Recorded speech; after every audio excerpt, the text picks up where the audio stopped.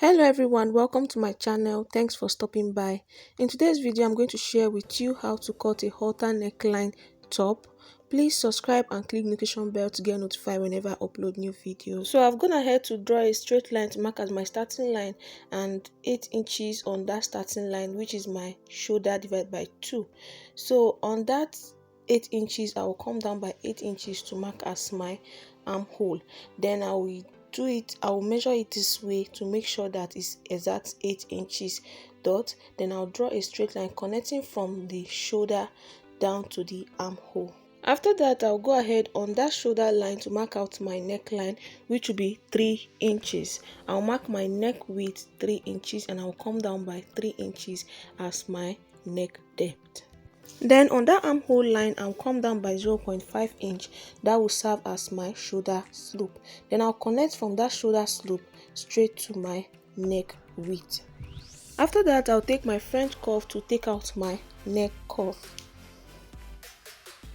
When that is done, I'll extend my armhole line this way to create my armhole. Before I take out my armhole curve, I'm going to measure out my bust line, my under bust line, my waist, and also 1 inch for sewing allowance.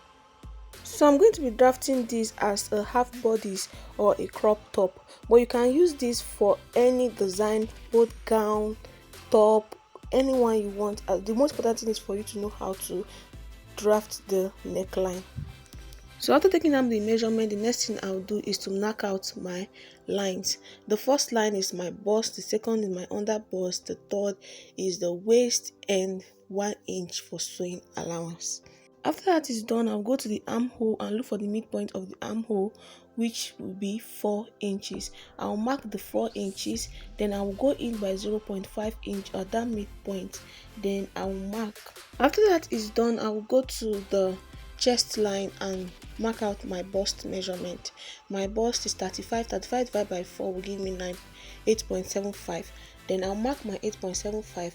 I'll use my French curve to connect from my shoulder to that 0.5 inch, then from that 0.5 inch to that bust measurement.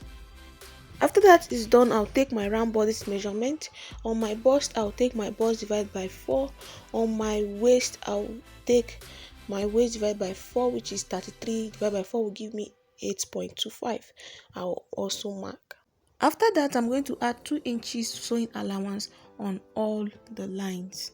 Then I will connect them. When that is done, I will take out my halter neckline. So now this halter neckline, you can either connect from your neck width, or you can leave like 1 inch from your neck width before you create your neckline. So I'm going to do mine from the neck width, but before I do that, I'm going to do the 1 inch away from the neck width first so that we'll see what it looks like.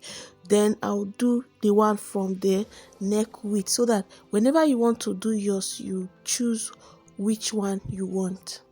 So this is what the one with 1 inch away from the neck width look like. As you can see, our halter neckline is looking very beautiful already. So what I'm going to do now is to cut out this one for us to see what it looks like.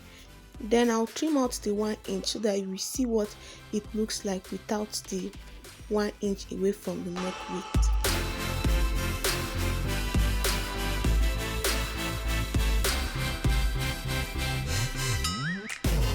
So I'm done cutting and this is what it looks like.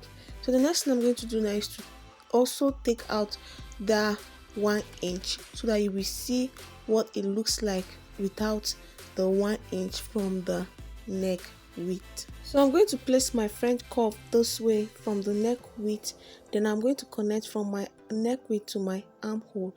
Then I'll cut and trim out.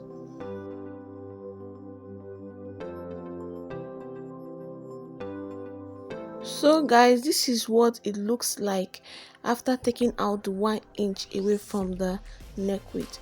As you can see, our halter neckline is ready. So the next thing you just do, if you want to sew, you just transfer it to your fabric and you join.